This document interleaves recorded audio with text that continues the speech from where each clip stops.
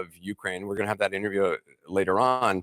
I think if you said to him, you're standing with the people of Ukraine in solidarity, and you're saying that they are just victims in this proxy war, he would say, you're out of your mind. I mean, they are thankful.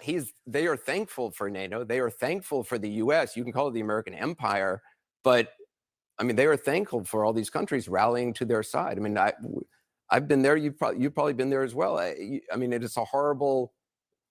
It's an invasion. I mean, of killing civilians in cities. Oh, no, it is a criminal invasion. I'm not denying it's a criminal invasion. But what I'm saying is, you go back to the men's talks. You go back to March, 1 month after the war began, my brother. I'm calling for ceasefire. I don't want to see the suffering. You can call for ceasefire. Vladimir Putin isn't really listening to what you say or I say or anybody says. I mean, he's doing what he wants to do, just like he slaughtered. I mean, you saw what he did to Grozny. You saw what he did to Grozny in the 90s. I mean, he flattened that city. Civilians were trapped in that city. No, the world didn't come to the rescue of Grozny. He did exactly what he wanted to do. I mean, unchecked, he will slaughter people. Well, I mean, unchecked, he will slaughter folk. Unchecked, what we did in Iraq was slaughtering people. Unchecked, what we've done in other places. Unchecked, but sir, variety Dr. of West, other empires Dr. do West, that. Nation states do that, though. No, I understand. They're wrong. And when they're wrong, you have to pull up. You have to point it out. Look, again, I respect you. You know, I love you. But I do think it's inappropriate to compare the Russian bombing of Grozny and what we witnessed there with the war in Iraq. I mean, to say that innocents are killed. I mean, there's no doubt about it. I mean, the horrible things happen. Half a million Iraqis killed, my brother. Well, 500,000. Yeah, listen, I was there. I mean, I was there. I was there with troops. I certainly understand. I also saw a lot of Americans getting killed, and I saw, you know, the horrors of Saddam Hussein. I'm just saying, I don't think it's accurate to compare the pummeling of a city by Russian artillery with civilians inside, pummeling every single day with the intention of just destroying and flattening a city, with actions the U.S. took. I mean, I don't know. Look, you know, wars, horrible things happen in wars, and it's horrible. War, that's absolutely. But I mean, you know, and I know, any comparative analysis of levels of barbarity and cruelty is going to lend itself to this ugly algebra of blood that we don't want to get into. But all I'm saying is, you can't just jump into a situation where people are being treated barbarically. There's no doubt that Ukrainian people are being treated in a barbaric way. That's that murderous way. There's no doubt about that. But the context is one in which that did not have to be if the expansion of NATO, and NATO is an arm of the American global power network. It's just what you're saying, though, in Ukraine, what you're saying, though, in Ukraine is that the Ukrainians, they're just going to have to compromise and give up their land because they're just in the wrong place. No, I'm not saying that. Well, you've said there have to be hard compromises on all sides. You said there have to be hard compromises. You said there have to be compromises on all sides, and you know, compromise for Ukraine means Crimea. It means whole parts of their east. Is that fair? Well, I mean, I don't know. I want a just peace for my Ukrainian brothers and sisters, and I don't want World War III. I don't want World War III. The way that we're moving now, we got 3,000 advisors. Well, we heard that in Vietnam. We're on the way to possible nuclear exchange. How ugly. Here we got Trump pushing us toward the second civil war at home. You got Biden pushing us toward a third world war abroad.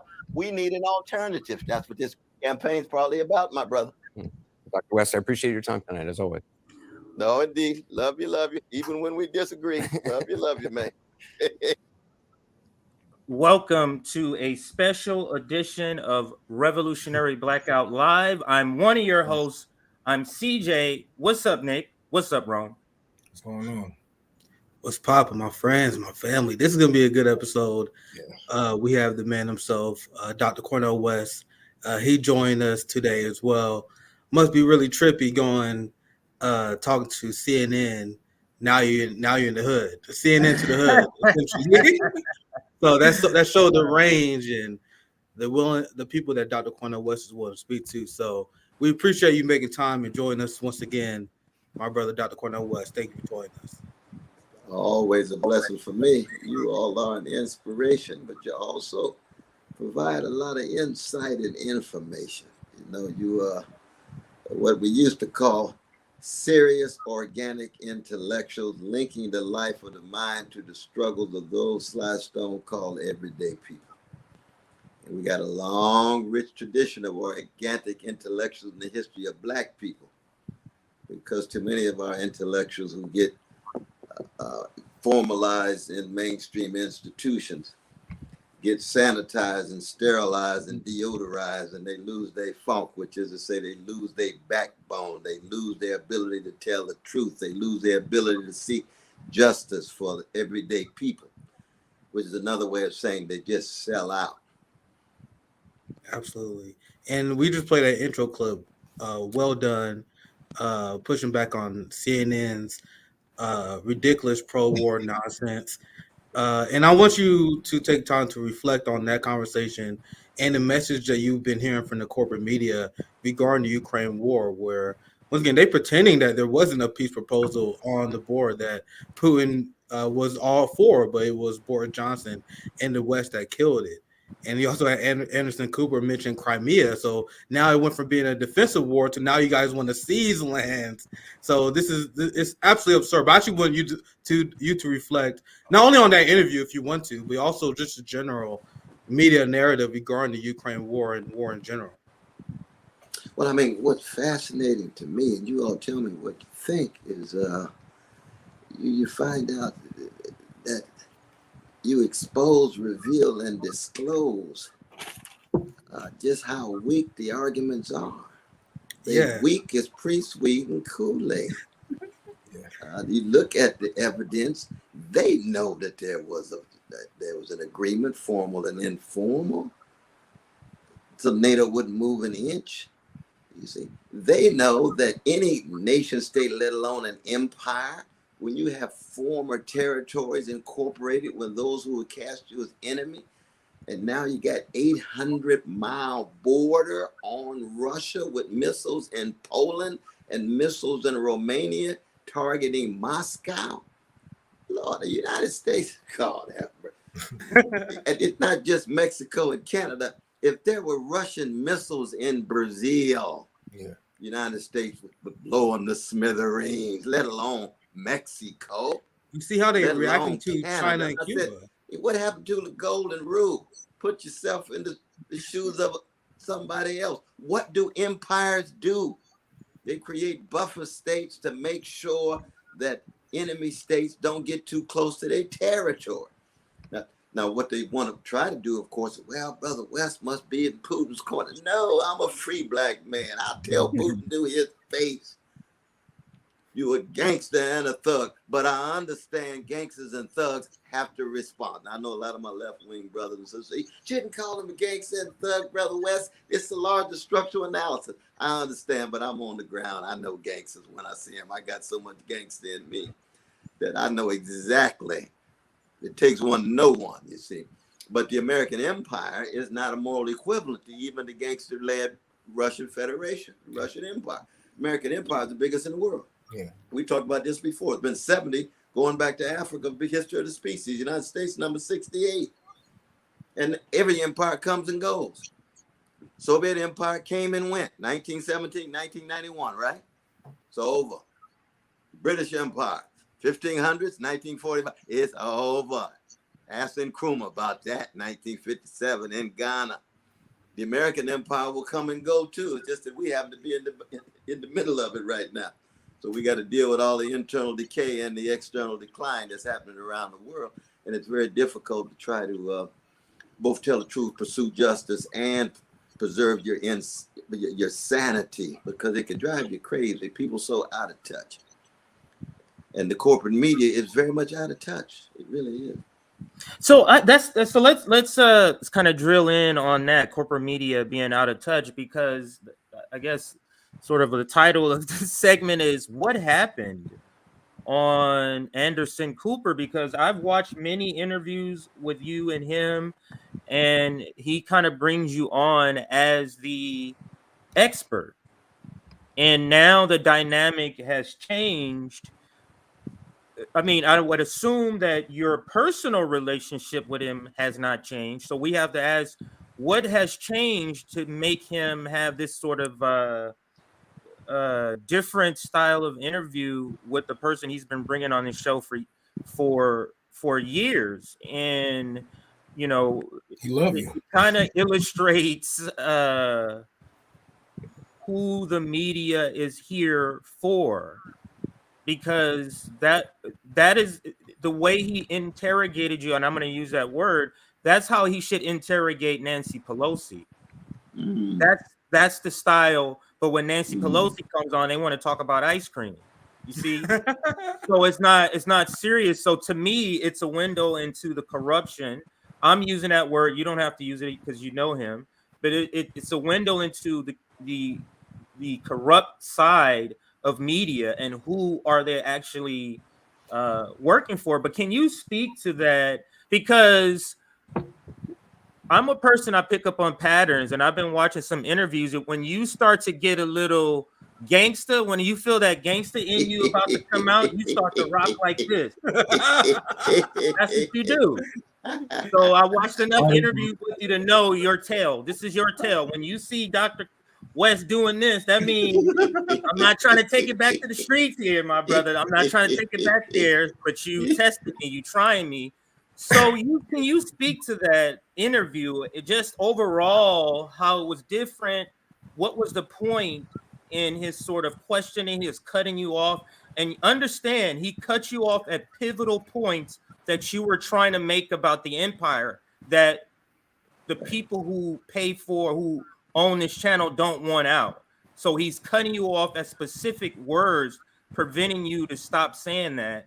But so can you sort of talk to all of that or speak to any of that? No, that's a wonderful question, though, brother. And I haven't had even a chance to reflect on it because so much has been happening now with the Palestinian question today, and Herzog putting forward his deodorized lies about how robust things are in Israel, given the massive suffering of our precious Palestinian brothers and sisters being attacked, so many of them innocent. So there's so much happening. I haven't had a chance to reflect.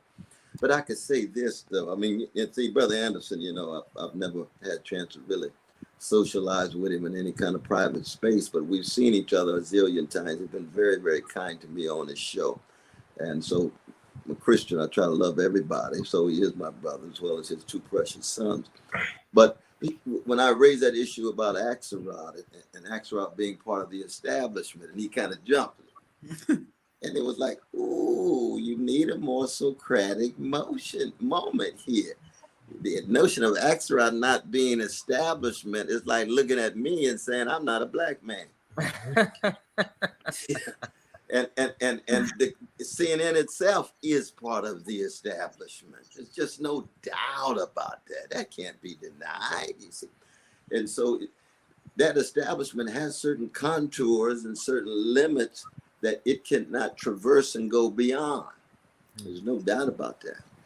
And when you really begin to zero in on issues of war and empire and imperialism, and even really with Palestinian flags, but even really sometimes even Wall Street. I mean, Brother Bernie can touch on Wall Street greed, but he's not on there too often.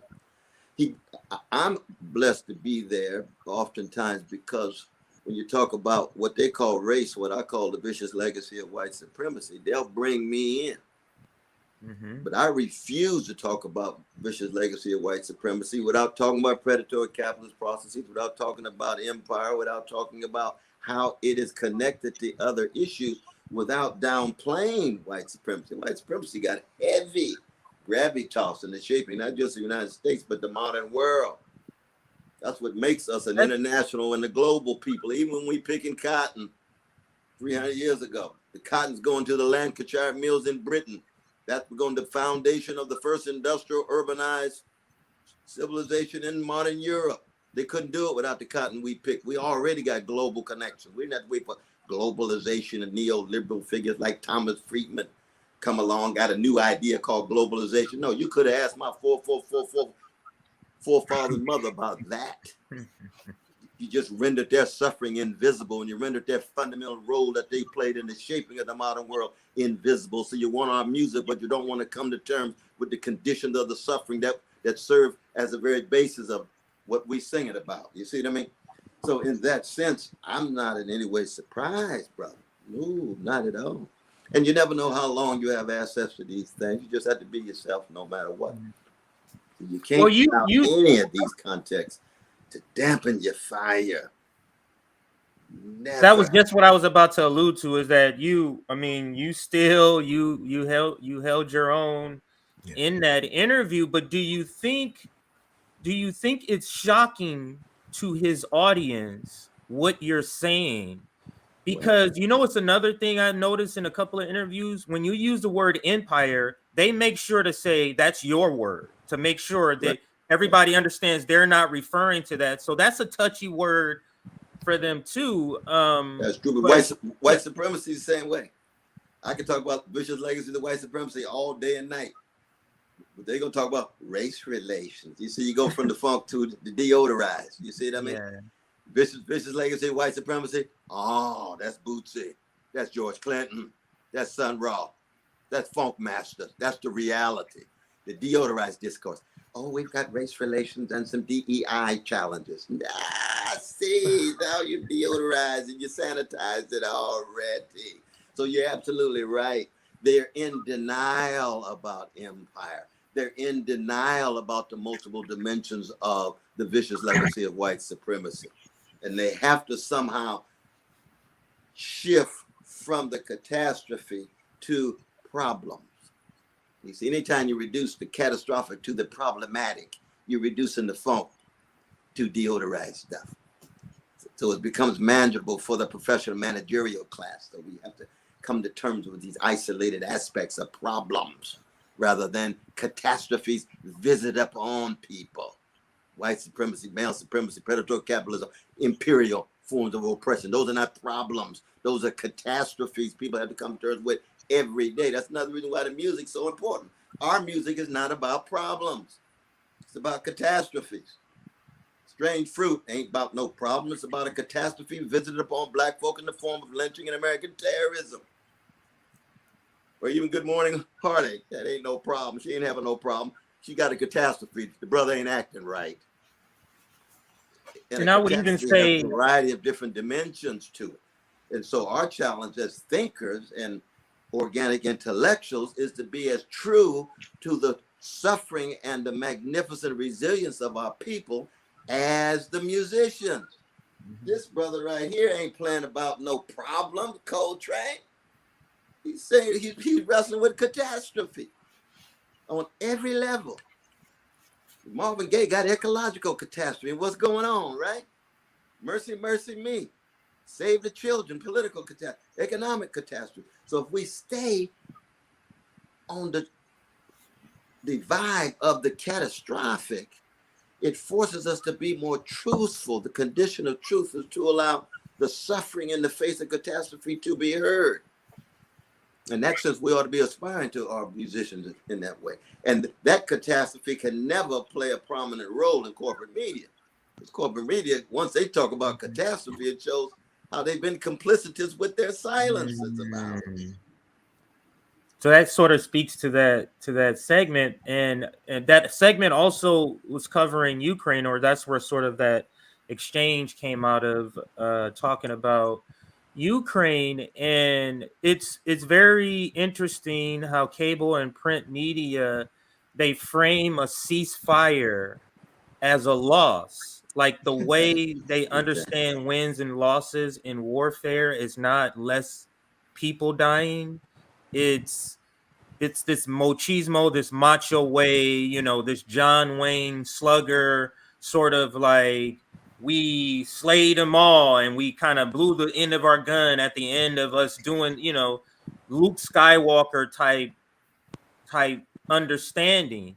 So because what the part of the interview that rubbed me the most was that it's not framing of saving human lives. It's a framing of I mean, and then he threw in Crimea, which is a new thing. This several months has been this new thing now, which is them basically saying we mean to never negotiate on this. That's what this is basically, them trying to push this to the forefront, Crimea. Right. So could you speak could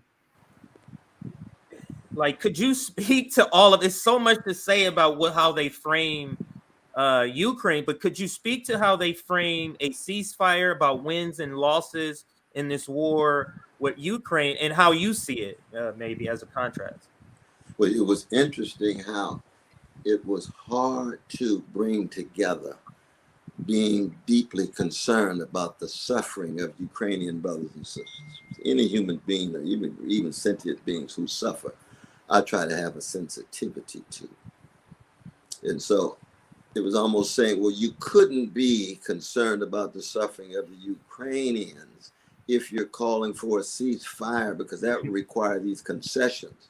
So when I speak to the Ukrainian minister, he looks at you and says, this brother's out of his mind. Now, of course, what I couldn't do a Dick Gregory, Richard Pryor thing and say, this end is crazy. That's a compliment.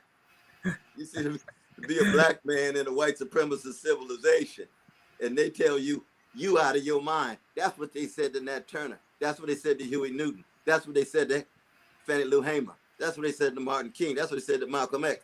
These black folk are crazy. They out of their mind. I'm thinking like, Lord, I want to be in that cloud of witnesses. See, part of the problem is that we got too many black folk who are not out of their mind, and when they in their mind is so colonized, and their souls are so thoroughly deferential to the powers that be, to the status quo, that they need to be out of their mind a little bit. I'm not talking about going to the crack house or nothing. I'm talking about being in connection with something outside of the thick lies and crimes that are so mainstreamed and normalized in our society and in our world. But that was part of the move in that way. But I mean, you know, brother Anderson, he's been so shaped by certain kind of frameworks, certain kind of narratives. And you all have been quite powerful in your critique of those narratives down through the years. And so you know, we're not surprised by him being shaped by those. But the thing is, it's nice to try to have an argument to show and get the audience to see. Ooh, look at the blindnesses. Look at the silences. Look at the taboo issues that are never raised when you talk about empire and capitalism, white supremacy, male supremacy, and so on. Does that make sense to you all, though? Absolutely makes sense to me. Go ahead, Nick. You were gonna. I want to get Rome in here very soon, but I want to ask you this: it's not even really a criticism. I'm more just picking your brain, because during the clip with Anderson Cooper, I think you did a great job. When I talk about issues of empire, when I talk about war, especially in this empire, I think it's very important to humanize your enemies, because the establishment wants you to think that our enemies are some like comic book villain style people who, Russia being led by some madman, right? But Russia and Putin is following the will of the Russian people, whether we agree with that or not. That's why his approval rating floats anywhere between 70 to 80%. Even if you disagree with Putin on this war, he has the support of his Senate, the politicians, local leaders as well. So instead of minimalizing that as Putin is a madman or gangster, it's better to explain that this is the will of the Russian people because they feel threatened by the West. Now, once again, this is not even a harsh criticism, because I understand your strategy of not trying to alienate liberals who have Putin derangement syndrome. But as you probably see, they still call you a Putin puppet just because you speak out against the war. No matter what you say, no matter as long as you speak out against the war, they will call you a Putin puppet, even if you call him a gangster. Now, and once again, I'll just pick your brain on this. I want your thought, because you call Biden your brother. Once again, I don't have a criticism of that, because that's generally how you speak. You call Biden your brother. I understand the logic of humanizing your enemies, but why doesn't that apply to someone like Putin, and why not take the strategy of humanizing them? Once again, not even a hard criticism. I just want your thoughts on that. Right. No, I see what you're saying, though. I mean, I think that when you call somebody a gangster, you're not demonizing them. You actually are affirming their humanity. If somebody called me a gangster, I say, yeah, you understand a lot about me. I sure appreciate that. But let me keep my secrets to myself. You know what I mean? Because to be a gangster is to be a fallible human being who's wrestling with the civil war on one's own soul, and oftentimes you opt toward manipulation, meanness, and cruelty. That's as human as it gets. It's just bad moral choices. Now, to demonize is something else. And the flip side of demonization is what? Deifying. People say, well, Martin Luther King Jr. is a god. No, he ain't no god. He's a human being. He got gangster elements too. That's why he started most of his sermons, sinner that I am. So in that sense, I hear what you're saying, but it's true. I mean, I've never talked about Brother Putin on television. You're right about that, though. That's very true. But see, as a Christian, you see, I really do believe that each one of us made in the image and likeness of God, that as wretched as we are, we have the possibility for change and transformation. That's why I love the Honorable Elijah Muhammad looking at little Malcolm Little as knowing he was a gangster and say he gonna be one of the greatest freedom fighters of the 20th century. I'm gonna love him out of that cell. I'm gonna love him out of that colonized mind. That's what the Honorable Elijah Muhammad did. He did the same thing with Muhammad Ali. Did the same thing with Minister Louis Farrakhan. And we can agree to disagree in terms of their ideology, but that love connection, and y'all know that in your own lives. You know you are who you are because somebody love you. Help pull you out of some mess. And I won't ask for personal testimony right now, but everybody needs that kind of love connection.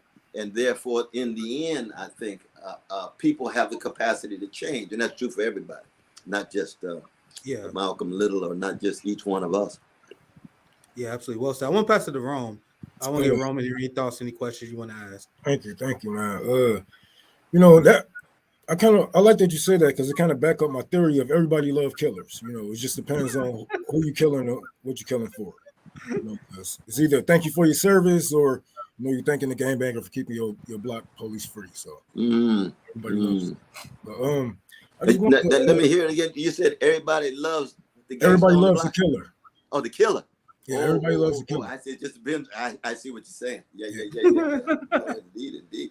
Well, if the killer's coming to protect your mama, hey. Yeah, that's the point. Yeah. Go ahead, bro. Oh, it's hard to be pacifist at that point. You know what I mean? Like, hey, you got to do something. You're going to take care of mom, protect mom. Lord have mercy. But no, I didn't mean to interrupt you, though, brother. You go right in. No problem. I just wanted to know, because I see that, you're going so hard on NATO and whatnot. I just wanted to see, like, if we had it your way, how would you say, what would you say to these allies of the U.S. to try to rebuild our power and use it for good and build something like BRICS? Because as we know, we're not going to be forgiven for centuries, for what we have done to the world and what we're doing to this day. What would you say to these leaders, and how can we even rebuild relationships with South America, Venezuela, even places in the Middle East like Palestine? Absolutely. See, one is that because I want to head the empire in order to dismantle the empire, and NATO was a major arm of the empire. That's why I called for the disbanding of it. That's why I called for the end of it. Now, notice in the interview, I talked about George Kennan, that George Kennan was the most significant figure in the shaping of the establishment foreign policy in the 1940s and 50s, the containment policy. And he lived a long time. He wrote a wonderful book called Going Up the Hill of the Cracked Vessel. And he reflected on his life. And he called for the disbanding of NATO then. He was one of the architects. He said, we don't need it any longer because the Soviet Union's over. Anti-communist hysteria has come to a close now, right? And so George Kennan reached that conclusion. Why? Because he said, we're entering a moment in which there's no such thing as one empire that will be able to dictate its will. And in the language of these elites now in Washington, have total domination spectrum. Now, you may have noticed in one of my my emails, I keep coming back to Du Bois. I think we talked about that last time we were together. Du Bois wrote June 26, 1945 in the Chicago Defender in that essay, the winds of time. He said that the Third World War will more than likely take place with the stranglehold of Russia and the suppression of Asia. What a profound formulation. And he was saying that as he left San Francisco, he wrote another book called Color and Peace, because he saw the UN as another bastion of the American empire, even though it's supposed to be an international community. Like the IMF and so many other international entities that are dominated by the United States, you see. And so when I talk about dismantling the empire, it means for the first time, nations around the world will be able to look at the United States and say, the United States is not obsessed with being an empire to which all other nations must defer, or the United States cannot shape the world in its own corporate interest and image. It will be one nation among other nations. So they're going to look and say, dang, what's Brother West doing? He didn't brought in the legacy of the Black freedom movement that is the flip side of the imperial colonizing mentality. He's going to look at other nations as precious human beings in those countries who have their own class challenges. And I'll be in solidarity with the poor and working class in those nations. I'll be critical of the bourgeoisies, be they in Africa, be they in Latin America, be they in Asia, just like I'm critical of the Black bourgeoisie and the American bourgeoisie here. It's a view of the world, looking at it through the lens of those French Fanon called the wretched of the earth, or what I call, coming out of 25th chapter of Matthew, that I learned in Vacation Bible School.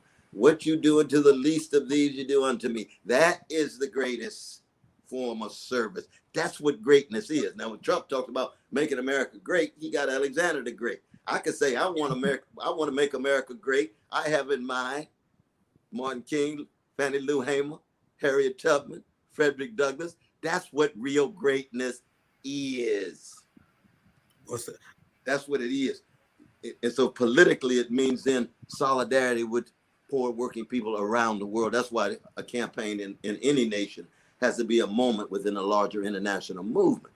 So what I'm trying to do is just open the door of perception, of praxis, of what it really means to get a sense of another world outside of the prevailing framework in which we're actually able to be a nation among nations and put poor and working people at the center of what we do, rather than the greedy corporate elites and the greedy bosses.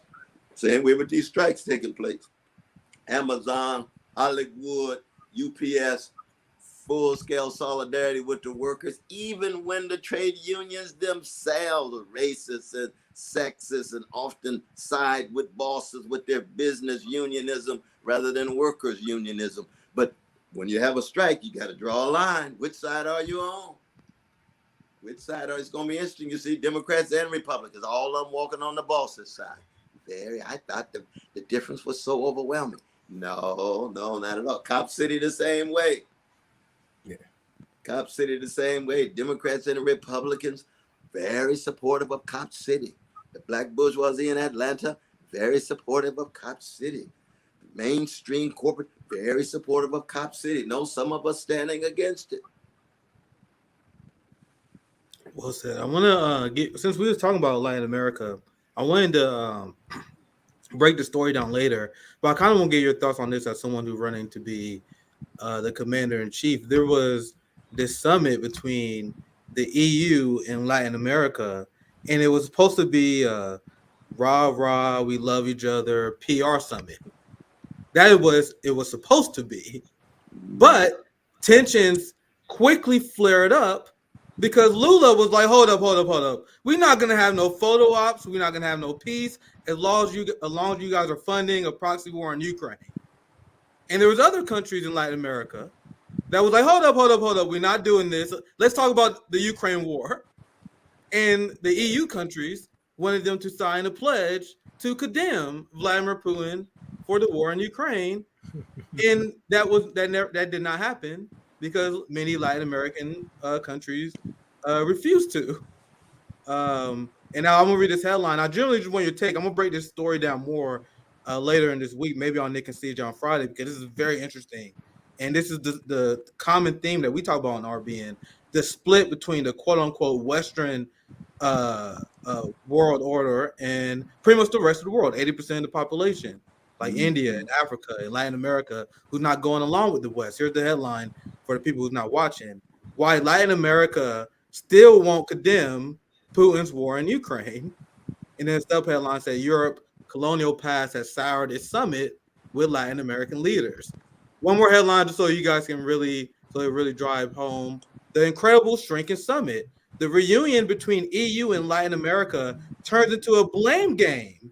Because many of these countries are like, why won't you guys condemn Putin? And they're like, why don't you condemn your countries for what you did to us? Exactly. We're going to break this down more in detail maybe on Friday. It was very interesting. But just as someone, since you're running to be commander-in-chief, I want to get your reaction to this in general and what your plan to kind of combat this split between the global world order right now. I'm just so glad you all are zeroing in on these international issues in a spirit of international solidarity with poor working people. Because the levels of hypocrisy that's taking place. Do you know how many times the United States has invaded and occupied countries in Latin America under the Monroe Doctrine? Going back to the 1820s, all the way up to Grenada and Panama and so forth. Right now, they still got a vicious embargo on Cuba. Vicious embargo. The precious Cuban people's going through hell and high water, driving 1959 cars. Now they listening to hip hop because they got connections with black culture and the contemporary. Yes, sir. 1959 cars and things. It's like, dang, they be listening to Bo Diddley or something. No, they keep it up with it. But that kind of vicious marginalization that has such a hurtful impact. And so Latin America, even the middling leaders, I mean, every Latin American leader is not a Lula now. You know, I mean, I've known Lula since 1984, and he founded the Workers' Party. When my book came out, Race Matters, Brazil was the first country to translate it into Portuguese. And I went down and did a series of lectures down there with Lula and company. So that, Lula represents a particular progressive strand of Latin American leadership. They all know that their countries have been the backyard of the American empire. Yeah. Same would be true in Africa. The African leaders. That's why when I talk about bringing Ukraine and the Russians to the bargaining table and the diplomatic table, the African leaders need to be there because they themselves also have their critique. Now, of course, they've got their own bourgeoisies. And they represent those African bourgeoisie. So I'm critical of them internally, but they're from the global South and they see the ugly hypocrisy of transatlantic societies, American empire, EU, and so forth. China would have to be there. China's got its own repressions and regimentations in the name of communism. We know they got more markets in China than you got white folk in the National Hockey League. But they still call themselves communists. Okay, you can call it communist if you want. It's so market-driven, we don't know what to do. But China still has a powerful critique of Western imperial foreign policy. We have to be able to do both at the same time. We got to be jazz-like. We got to be improvisational. We say, China, we know you're not treating your workers in the way you want, but China come back and say, what? We don't have no slums like you have in New York and Los Angeles. We don't have folk walking around unhoused. We don't have folk walking around hungry. And we say, China, you got a point. So we're critical of your repression, critical of so, but we learned something. They don't have no slums. They got 20 million people in Beijing. And I'm here in Los Angeles and they got 45,000 people who are unhoused. Here, precious folk.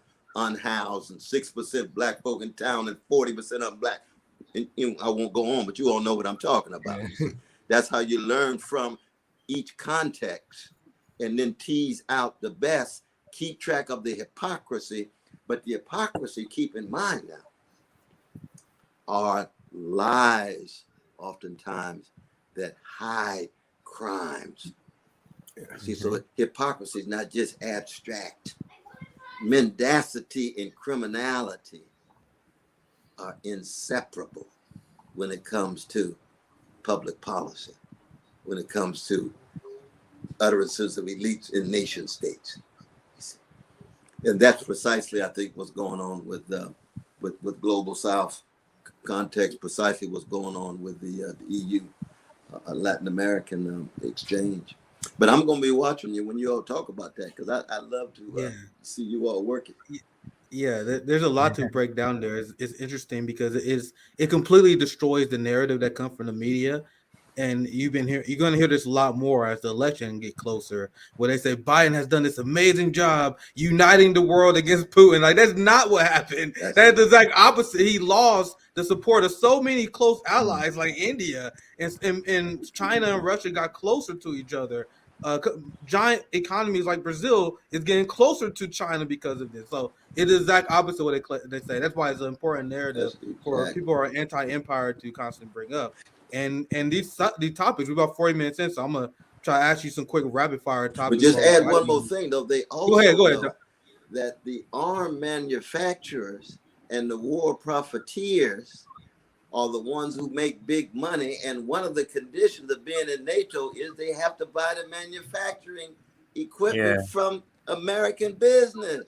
Hey, if that's not gangster, what is? Yeah.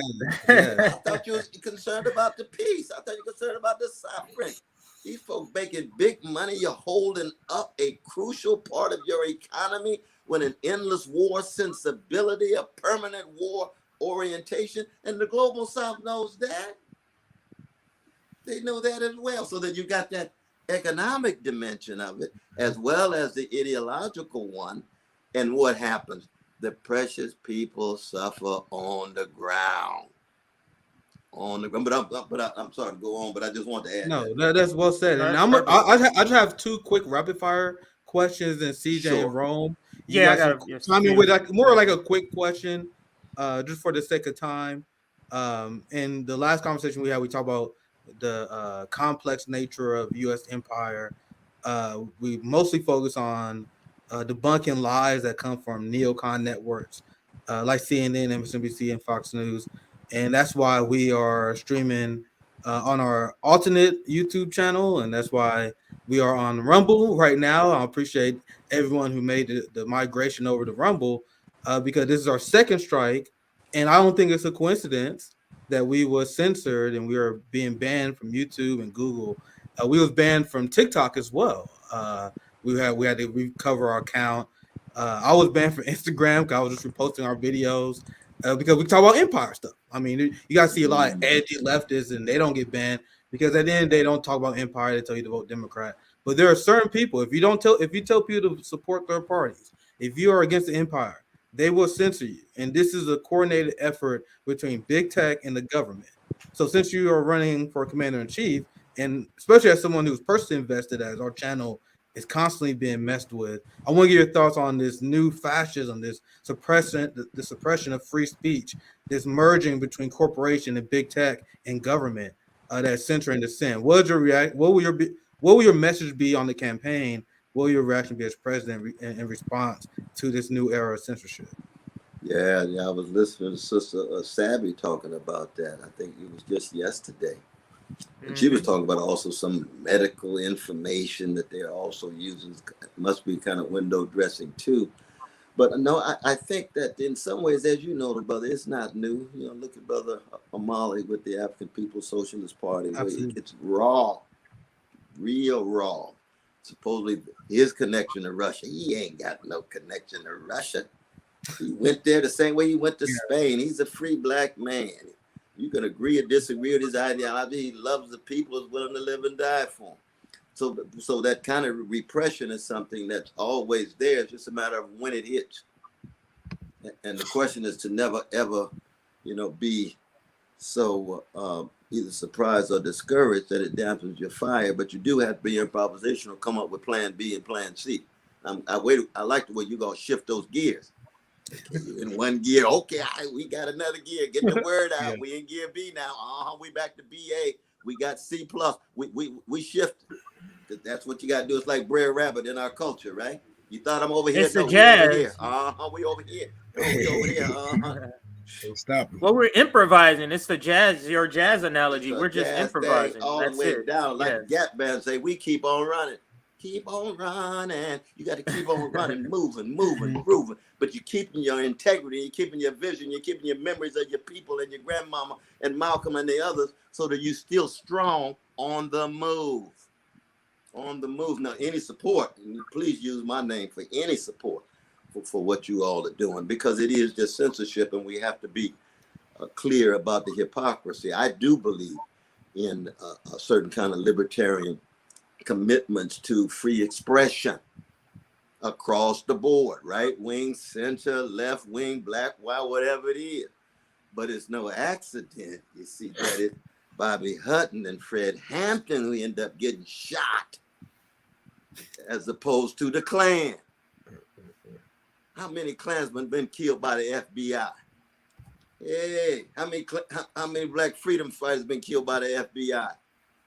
We go on and on and on and on. So we have to be honest about the hypocrisy, but we still have to defend free speech in that, and oppose censorship in that regard. So that was a kind of quasi-short response to your question, though, brother.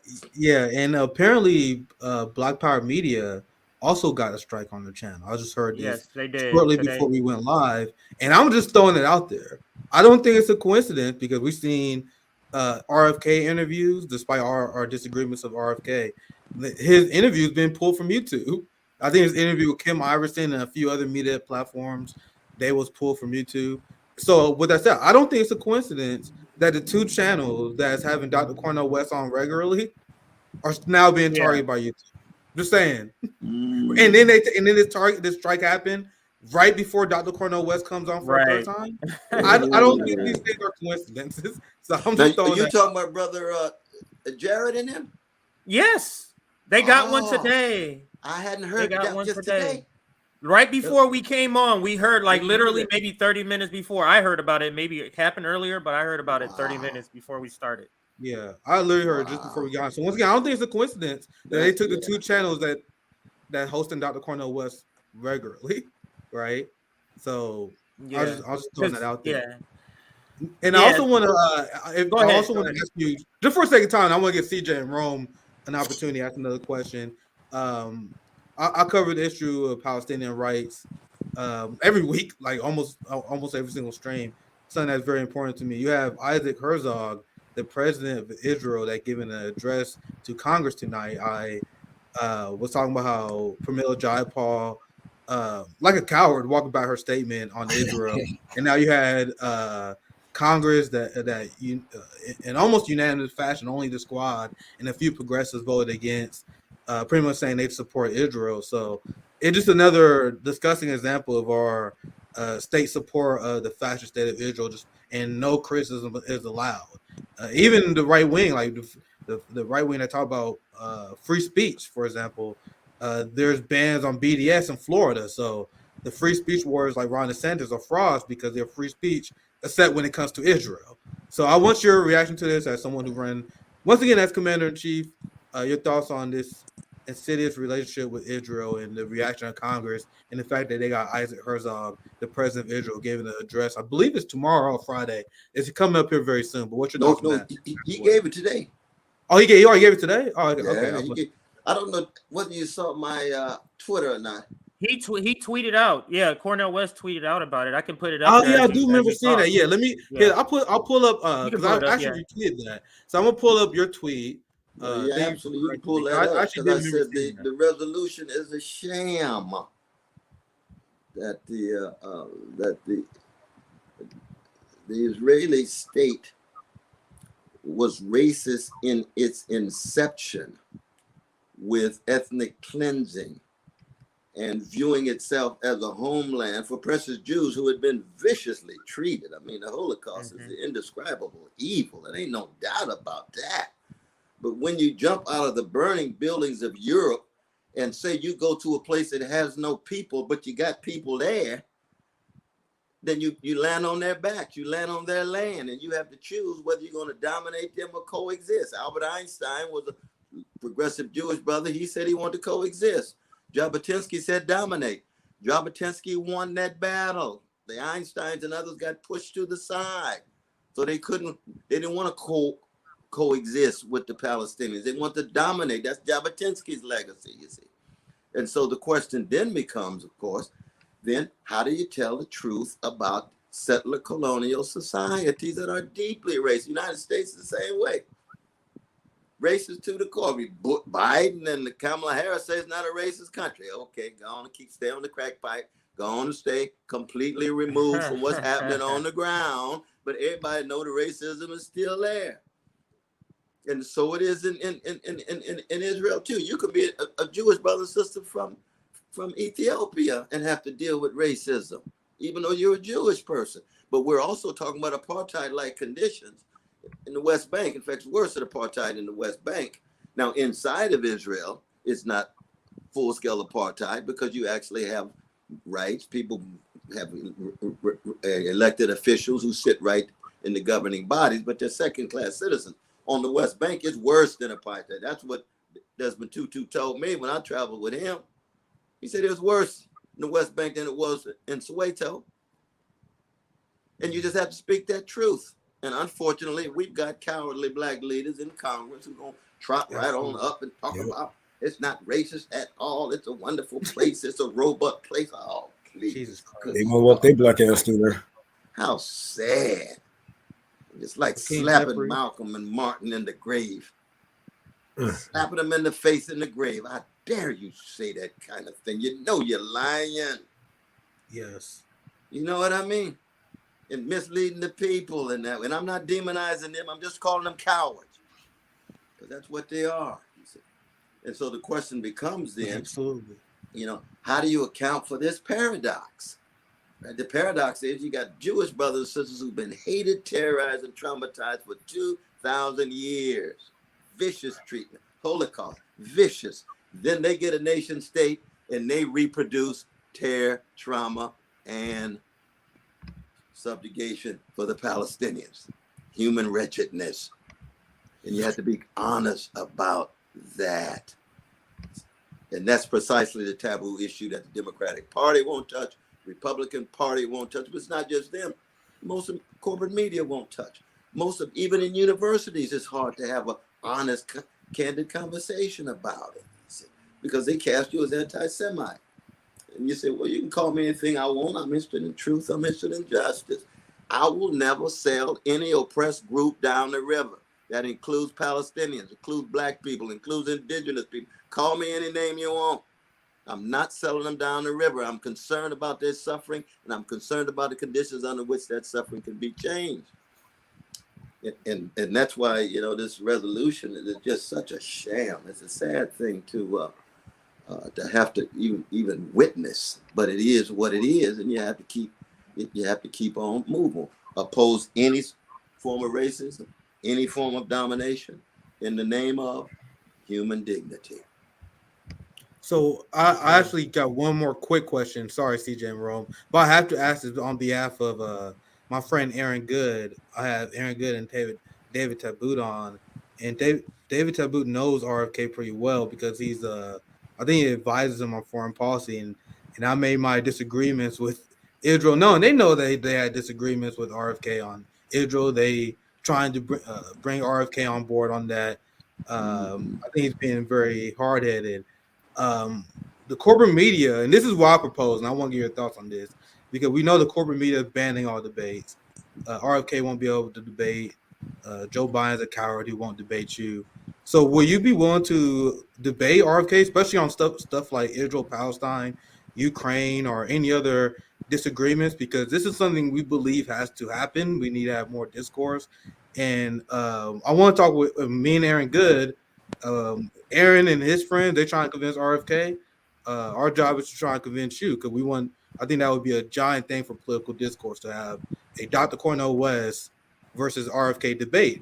Because I also think you need to set him straight on Israel, and I would love to hear his critiques on that as well. So, is that something you'd be willing to do? Because RBN would love to host something like that. I'm a jazz man. Anybody can come to the jazz session. Just bring your axe and I hope you practice the scales. Hey, come on in. Yeah. Not only that, but I think I've mentioned before, you know, the brother RFK Jr., though, man, I've known him for many years. We've worked together in Las Vegas at his huge gathering. Sister Carrie, his dear sister, who is also my sister. So I learned from the cat, and I hope he learned from me.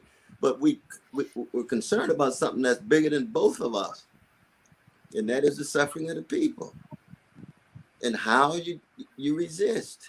You see, we can learn from each other in that way. I've got deep disagreements with the brother, ain't no doubt about that. I mean, I was a little suspicious of the flip-flop. I can understand somebody arriving at a position, but if you arrive at a position on Monday and you shift Tuesday night, I said, ooh, that sounds spineless to me. These are things that he got to answer spineless to. moments, but it looks spineless to me. All of a sudden, you start hanging out with the Jewish right wing brother. You say, hey, I thought you thought this thing through a little more thoroughly, brother RFKJR. But I would want him to give an account for it. Everybody have the right to reflect on why they changed their mind. That's fine.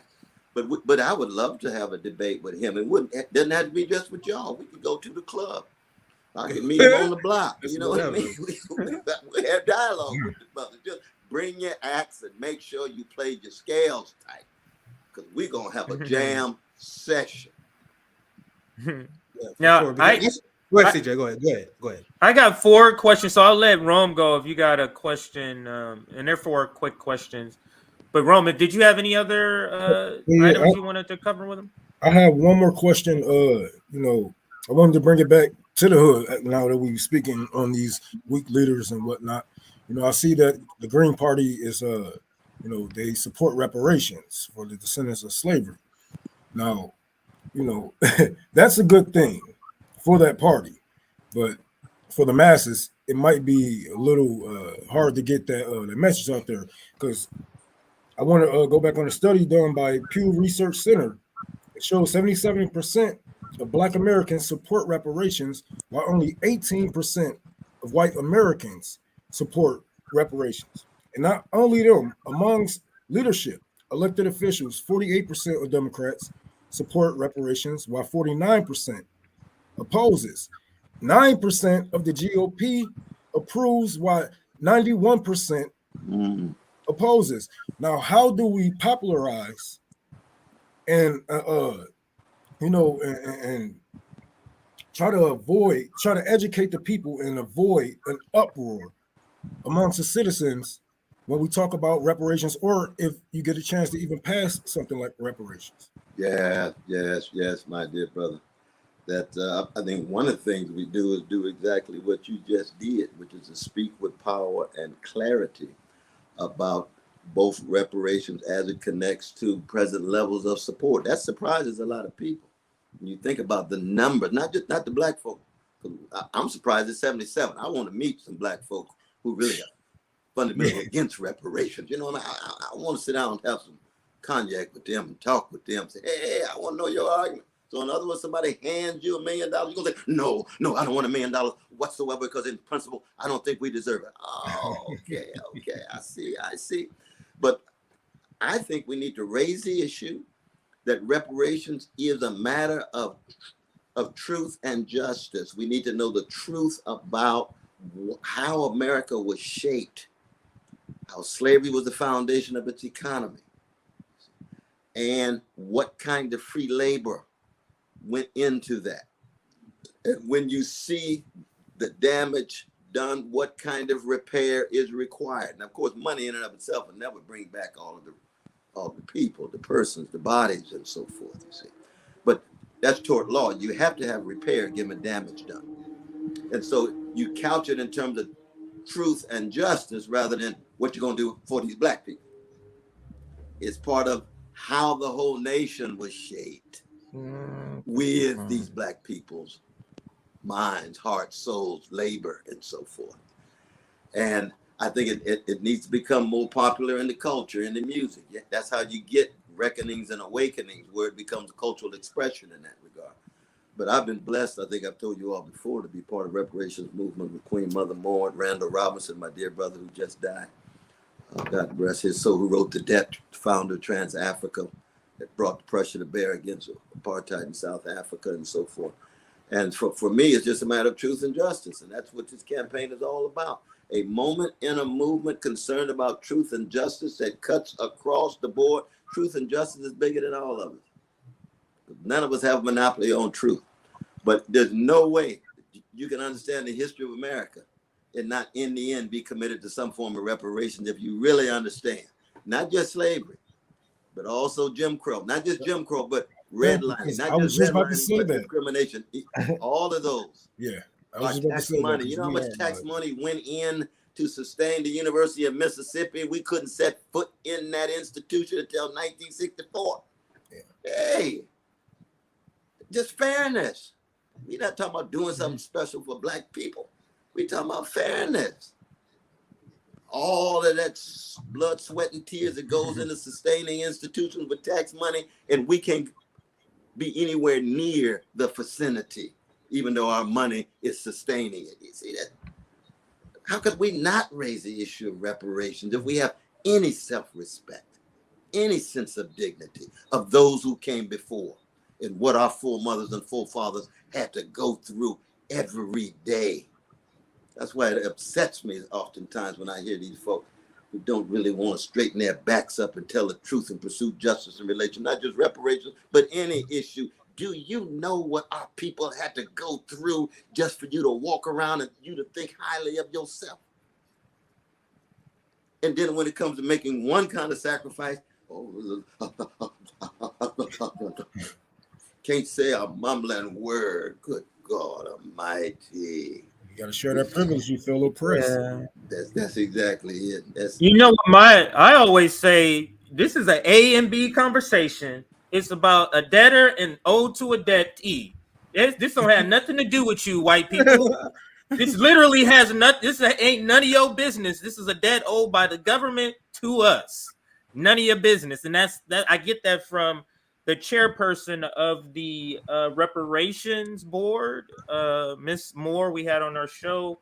Because we asked her the same. She was like, "Who cares what they have to say? Like, it's like this is a debt that's owed to us. It's not even part of your business. It's like somebody else owes you a debt. Nobody else's business what's owed in the negotiation, and what's how much is owed is none of your business. So that's how I look at it. Another way of using uproars, like man, these motherfuckers crazy. If they see black communities start coming up, we have evidence of this. Black Wall Street, et cetera, et cetera. They're gonna hunt black people. So how, just how do we educate those people? That was like my whole question altogether, because it's not about, they can say what the fuck they want, but we know, and we have the history of the things of what they would do if they see black communities and black people start to live better, even better than them, or even not even better than them, just a little bit up on it. They hate it. You remember Nina Simone's Backlash Blues? Backlash Blues. That white backlash against black movement forward. And then how she works that on the keys. She started playing certain kind of keys in order for us to become more fortified, so that the backlash is always already in place, but we gotta fight back, waiting for the backlash that won't quit.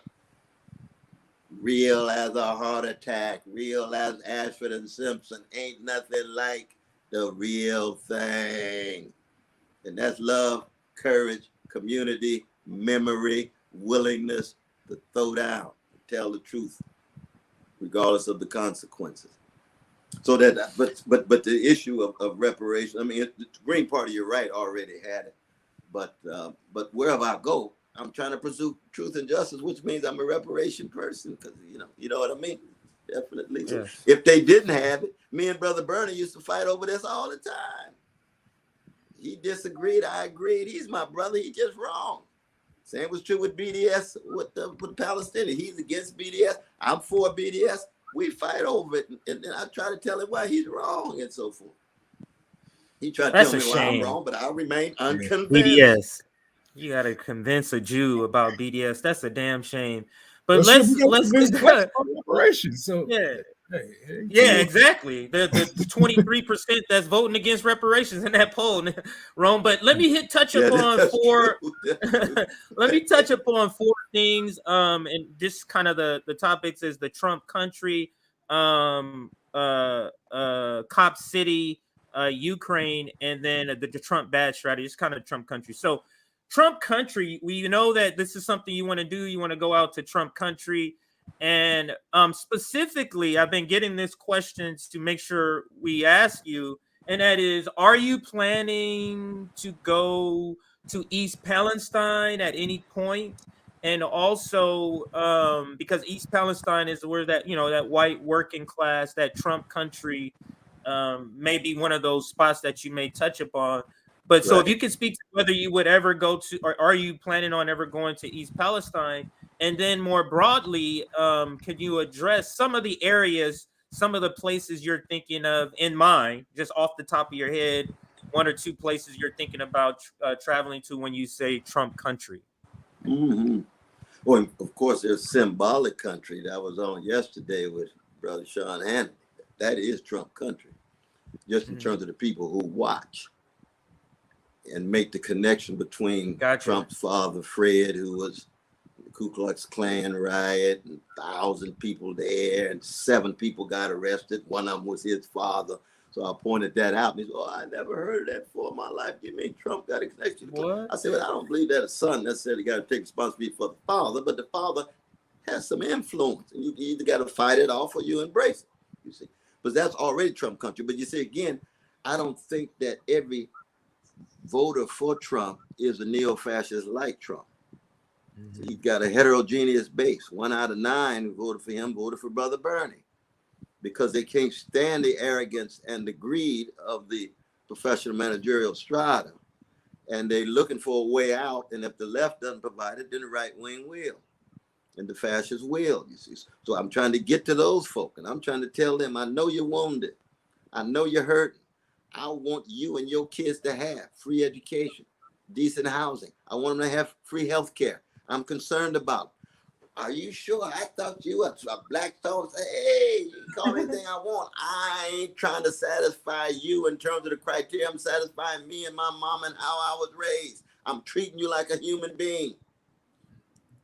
And no matter where you stand, I'm concerned about your basic needs. And see, that kind of message might move some. I'm not naive about it, but it might move some. Now, exactly where I've been doing a lot of I've done about 138 interviews so far, and I've done some in Appalachia. I've done my marvelous one with black farmers with Brother Larry Lucas, Lawrence Lucas, and Michael Stobart. Oh my God, the treatment of our black farmers. And I told you all already, we starting in Mississippi. We starting in Jackson, Mississippi, August 25th on the 68th anniversary of our dear brother Emmett Till's vicious murder. So that I want to spill over into rural areas, not just the urban ones. And so that's going to include, black rural as well as white rural and so on. Right. But we haven't zeroed in. Maybe I should take a look at East Palestine in that regard. Very, very much so. Now, some of these places, when I go, I'm going to need a thick wave of security because it's hard enough just trying to make it day by day and not get shot. But when you go in certain areas thinking that, well, you're just trying to move in uncharted territory, you can get out there and get lost. And the last thing you need is to get out there without security and so forth. Or at least maybe we can help. But I'm interested in reaching out to those who have been misled and completely duped and deceived by Trump. So East Palestine, could be a destination.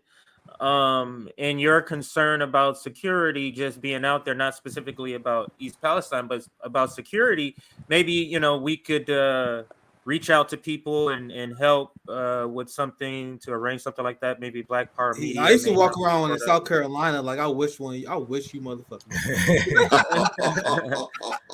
Yeah, so we can talk about that. We can talk about that offline, but that was the Holy Ghost, and I got some black security, just like we did in LA this weekend. But sometimes the bullets you can go through that. But I understand but I appreciate the love, the deep love that you're expressing and the care that you're expressing. Very, very much. Yes. Very, very much. And the reason I asked the question about East Palestine, because that was a question, maybe the second most asked question. Can you ask him if he's coming to East Palestine? So maybe there is a want from people from East Palestine that want you to go, and maybe that's the reason why I keep getting.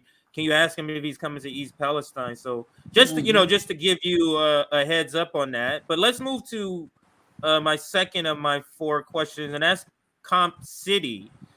And I'm curious to hear you speak on, what the people who want Cop City, why they say they want it, a training facility. But what do you think a facility like Cop City is preparing for? Do you think, let me back up. Do you think building Cop City is the ruling class, the powers that be, the capitalist class, the people that run the donors? Do you think it's them setting up a facility in preparation for something they feel is coming? Or do you think this is just the run-of-the-mill, repression that they're doing? So could you speak to that, your feeling on that? Right. Please. No, I think, and again, all my judgments are fallible, though, brother. I could be wrong, but I think I'm right. I ain't a relatives about these things. That I think it's twofold. You already have in place a dominant strategy of the police, which is to protect and serve on the well-to-do vanilla side of town, and to repress and contain on the the poor, working class, black and brown part of town. That's part of the general strategy across the board. And they treat it in very different ways. And the value of poor life, poor black life is very different than the value of a well-to-do white life. But the second thing is the wave of rebellions that can break out spontaneously. And they want to be in much better in a much better position to be able to respond to that. I saw that in Ferguson when I was there. I saw it in Baltimore when I was there. They want so that it's both concerned about the next wave of rebellions, and there will be waves of rebellion because human beings are human beings. Chickens come home to roost. You can only treat people a certain kind of way for so long, and you're gonna reap what you sow. And that's the history of black folk from the very beginning, from Nat Turner all the way to the last wave of rebellions that we had. And I'm not talking about just demonstrations of George Floyd, Jr. I'm talking about rebellion. That's a very different kind of thing, you see. So I think that's a twofold concern. And it's part of the militarization at home, inseparable from the militarization abroad. You also get it in schools. So many of the black schools now have more police than they do counselors and nurses. Now, see, that's sick. That is as sick as it gets. Any people who have a deep concern about their children, yes, you want your children safe. Yes, you got too many bullets in these schools. There's no doubt about that. But if all the money's going into the police, you don't have money for counselors and nurses, what kind of message are you sending? What kind of sensibilities are being shaped when everywhere they look, they see militarization? Everywhere they look. And so that's part of the question of black leadership. We won't have time to get into that. I mean, we can have a separate show on the decrepitude of black leadership among the black bourgeoisie these days. It's unbelievable. It's unbelievable. Even E. Franklin Frazier's classic of the black bourgeoisie in 1957, he got one fascinating sentence in that book. He says, the one thing I can say about the black bourgeoisie is that they'll do anything for their children. Now, he's a black working class brother from Baltimore who spent time with the black bourgeoisie in Howard University. You all know the story of great E. Franklin Frazier, right? Now, if he were to rewrite today and he would say, well, let's look at how the black children are treated, even the black middle class children. Hey, are they given a high priority? No. The hedonism and narcissism of the black bourgeoisie is so overwhelming that even the children are left dangling. That's a Keith Sweat moment. Something just ain't right. Yeah. That spiritual hollowness. Where's the love? Where's the concern for the next generation? You're not going to have a black community if you don't have a future. One reason why Afrofuturism is so popular these days, because they're courageous intellectuals who know more and more it looks like we don't have a future. So we need to use our imaginations. We got to have freedom dreams. And Robert Kelly, or what the Commodores would call Zoom. You all know that classic jam, Zoom, which is the anthem of Black brothers in prison. Zoom. I like to fly away. Yeah. Well, I like to fly away. Well, I like to fly away. Zoom, zoom, baby. Oh, that's live. That's Gerald. That's so cool how you hear everything in musical lines. I do too. I hear a lot in rap lines. I'll see just regular life, and the rap line will come to me that illustrates that. But to kind of bring it back and follow up on Cop City, what are, you know, have you been following some of the activism there? Like, what are your sort of suggestions, your thoughts? What would you say if they asked you, hey, you know, what are some of the things we should do? Like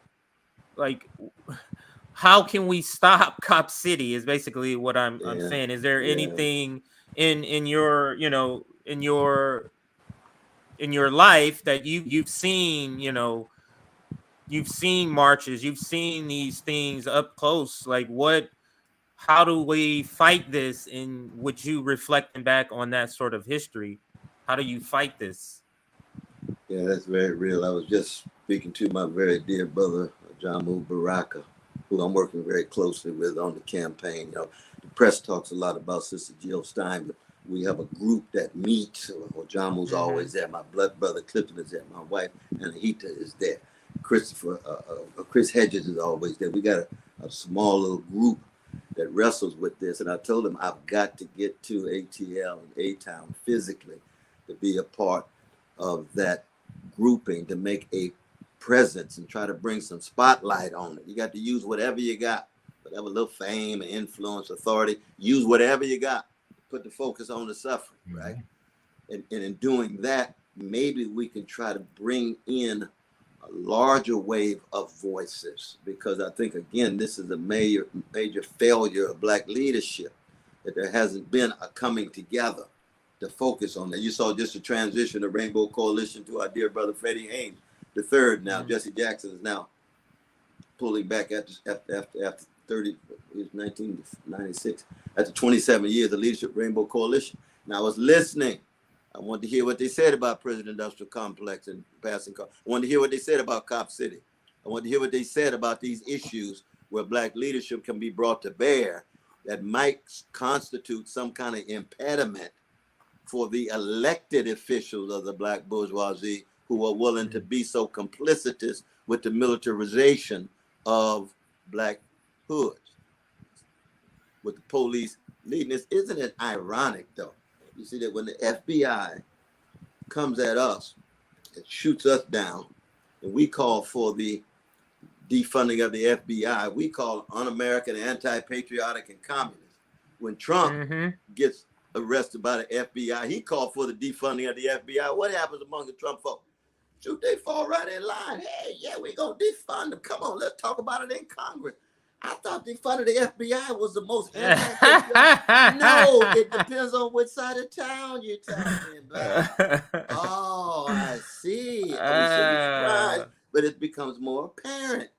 Now, you would think that our leadership would be able to pick up on that. Where's the collective voices on that? And we got to fight it. We don't know whether we win it, but we got to fight it. And we got to make the connections between Cop City here and wars abroad. Militarization across national boundaries.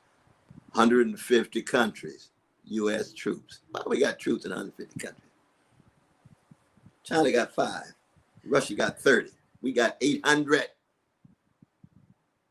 800. Lord. Same is true with the militarization of even our minds. And keep in mind, military music is the near opposite of jazz. Because it's higher. Because you got to hit the note. Everybody hit it the same way. Nobody got individuality. Ain't nobody flattening no notes. Ain't nobody under the note, on top of the note. Ain't nobody syncopating. Ain't nobody got polyrhythms that change every night. based on the mood of musicians. Coltrane's playing the same song on Monday, different on Tuesday, because he's feeling differently. You can't do that with military music. It's on the sheet. That kind of hierarchical thing. The music expresses the deepest grounds of our sense of our humanity and our system resistance. And as political activists and intellectuals, we got to learn from the raw stuff that was created by our people. And because only 4% of us could read in 1865, most of our genius was manifested in music. We had to wait till we learned how to read to get a Toni Morrison that could do what Shakespeare did. That's all right. We ain't worried about Shakespeare. Thank God for Toni. But there were Toni Morrisons on the plantation. They just didn't have the right to read, so they did something else. They wrote some songs. They connected. They came up with forms of orality that was so kinetic that it made Tupac look like a Boy Scout. No, I'm going too far now. I'm going too far. You know I ain't got no evidence for no doing plantation. That's sometimes that happens when you improvise. Sometimes that happens when you're improvising. Yes, he did. He came from the preachers. He came from the spokes. He came from the griots. That genius came from somewhere. He didn't drop out of the sky. And y'all know I knew Tupac when he was 10 years old at House of Lord Pentecostal Church when he was a student there at Timbuktu, where we used to teach every Wednesday night. You could see the genius in his face sitting next to his magnificent mother, Feeney, the member of the Black Panther Party and a member of the House of Lord Pentecostal Church, Reverend Herbert Daltrey, who was the head of the National Black United Front. So that's the tradition. How do we use the genius of our tradition that it goes through us? So when they looked at the three strong, brilliant, organic, intellectual brothers like y'all, they could see David Walker and Harriet Tubman and Mahalia Jackson and Aretha and Luther, as well as Du Bois, shot through your soul, even though you got your own voice. Now see, once we unleash that, Lord have mercy, it's a new day.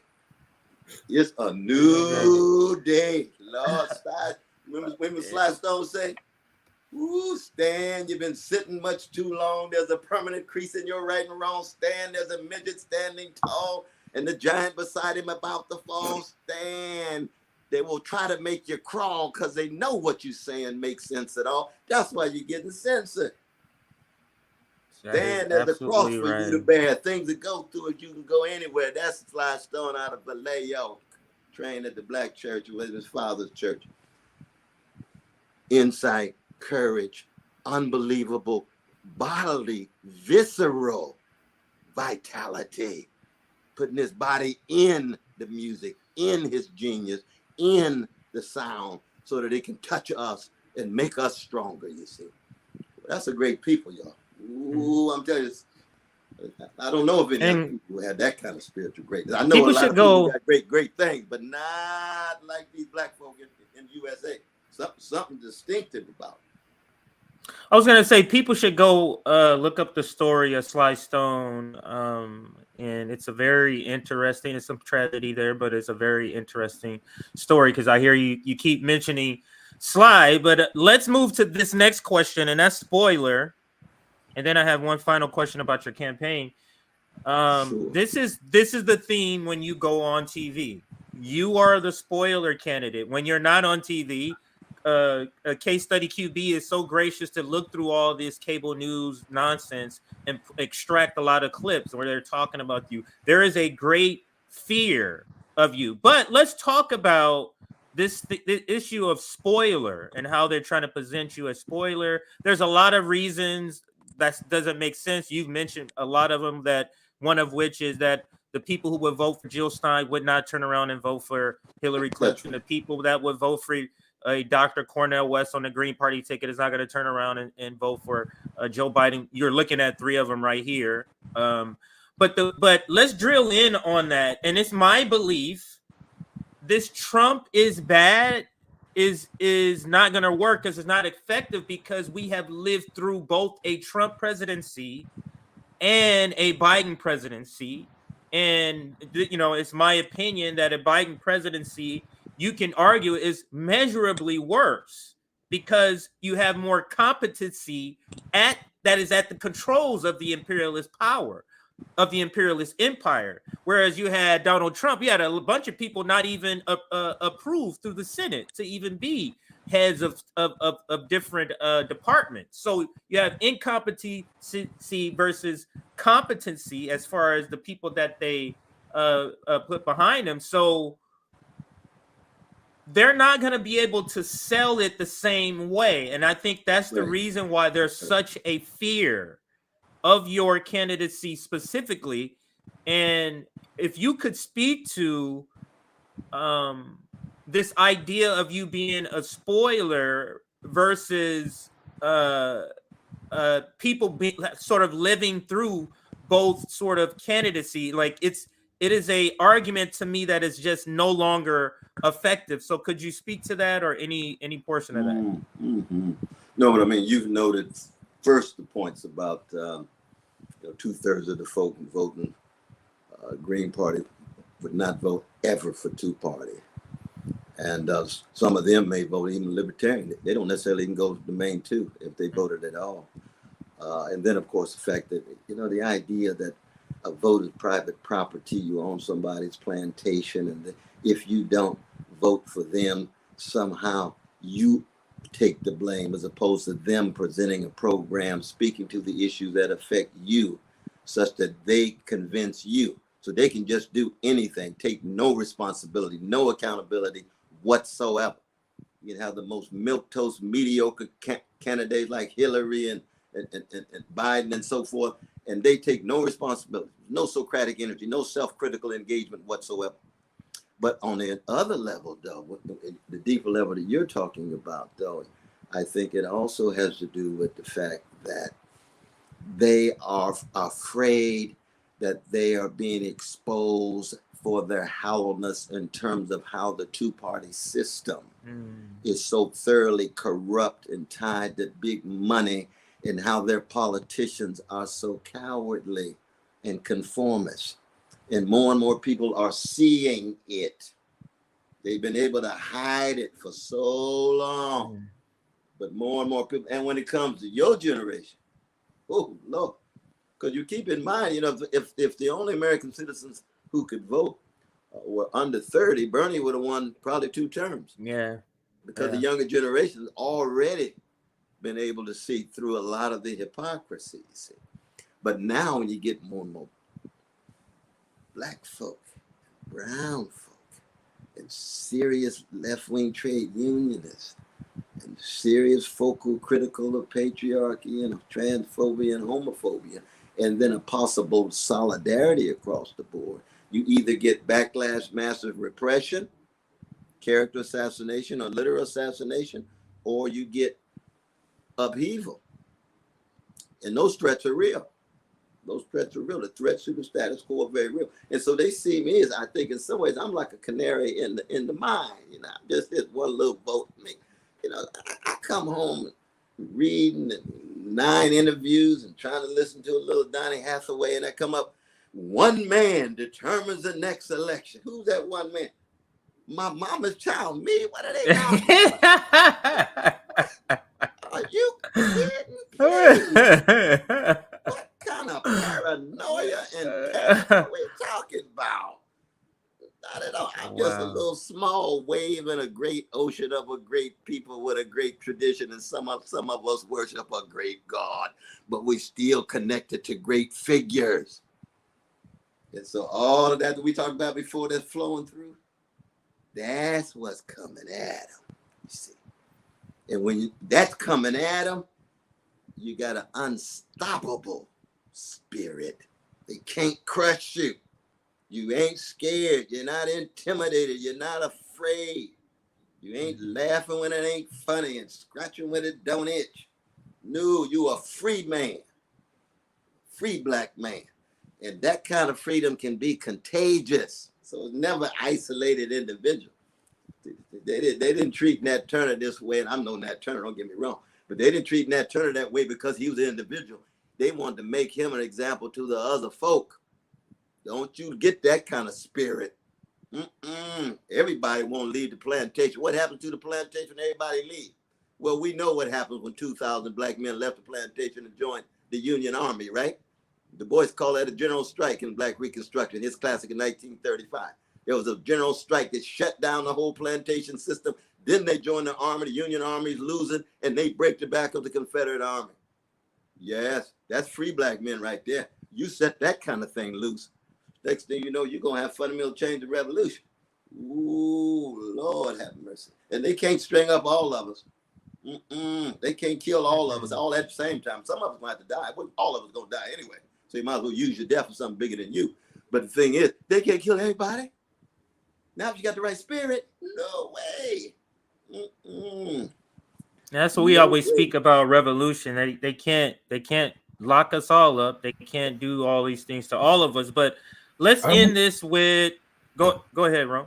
Oh, I was about to say, I like to say, revolutionaries never die. This is why we do what we do today. This is why we, live off of their words and their prophecies.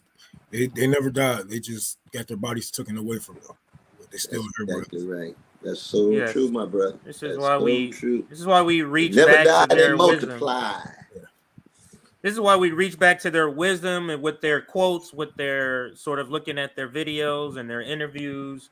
We revisit them to gain that knowledge again. But let's sort of end with a couple of questions about your campaign and how everything is running.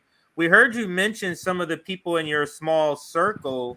Could you in your small circle? But one question we get, or some of the things I've been reading, people talk about is Dr. Jill Stein your permanent campaign manager, or is she just sort of your campaign manager, getting you through the process of the Green Party nomination, and then it's going to be someone else? And then there's another sort of thread of conversation. What are your thoughts on some of your possible running mates? And if not like a specific name, but what type of running mate are you looking for? I always would like to put out Gloria from PSL, or Chris Hedges. I mean, it sounds like he's already part of your campaign, but Chris Hedges would be a good choice, in my opinion. But can you speak to how they're attacking Jill Stein, or they're using Jill Stein, your campaign manager, as one of the lines of attack now? See some sort of Russian asset is what I'm hearing now as they're bringing that back. But could you speak to that, and then to, more broadly, her role as your campaign manager, and then any of your ideas, the future of your campaign? Mm-hmm. Well, I should have added to my very dear sister, Nina Turner, who me and my beloved wife are always in conversation with. She's just full of tremendous wisdom and courage and so forth. She doesn't meet regularly, but we continually talk with her no matter what. And there's towering figures, the Gerald Horns of our day, one of the finest historians alive. Oh, that's great. If you're talking to him, that's great. Rick Wolf is playing a very important role. You probably saw the endorsement of Richard Falk, who has been head of UN commissioner, who's been very critical of vicious Israeli occupation, in addition to a whole host of other very important foreign policy issues. So yes, Sister Jill, certainly she came in as interim campaign manager because we're still in transition. We haven't fully completed the wholesale transition, even though we're on the way, we're on the move. And I thank her for that. She and the others have played a very important role in that regard. But we really shall see. We're still very much in the early and embryonic stages. We really are. There's no doubt about it. That's one of the reasons why I like to spend this time with you all, because you all really, well, I see you as well when I'm not on the show, but on the screen. But it just helps me think and rethink certain things. Same is true with Jared and them. That it helps me think and rethink certain things, and it also keeps me accountable. Telling the black farmers that. That's why Mississippi is so important to start. You remember Reagan started in 1980, Philadelphia, Mississippi, where the Klan had killed civil rights worker. That guy.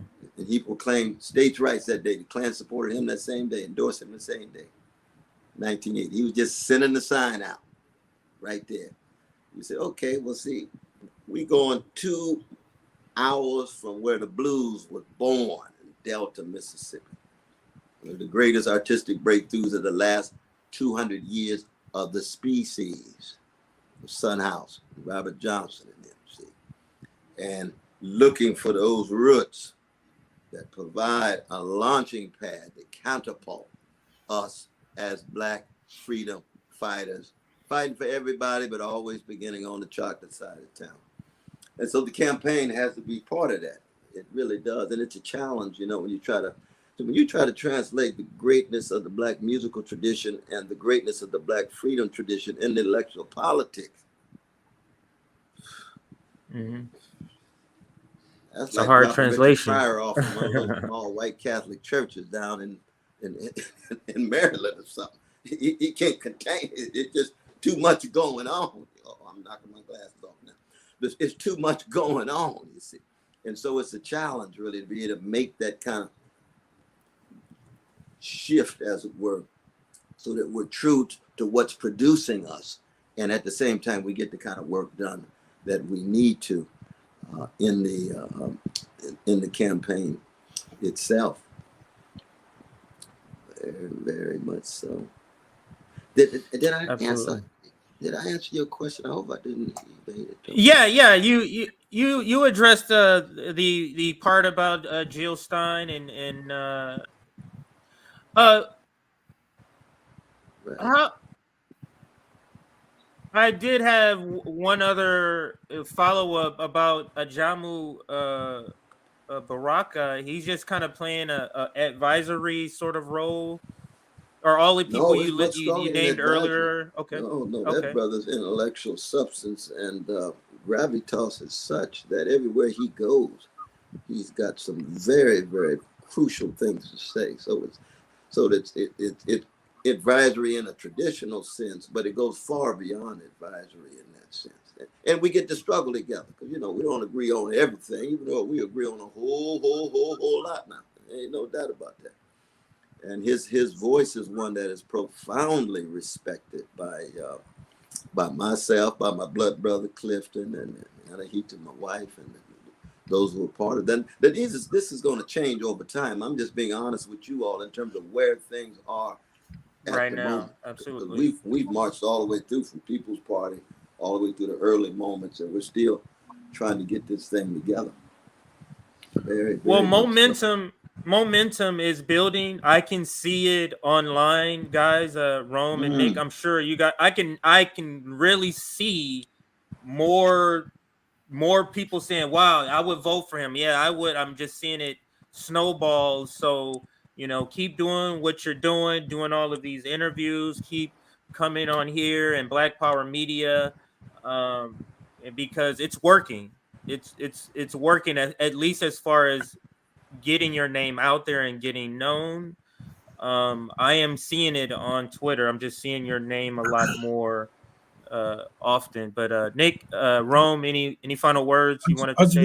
I wanted to follow up on that because that does help you overall. But you know, with the burnout that the Bernie people had, you know, they just feel so disappointed and they're like, I'm not doing this again.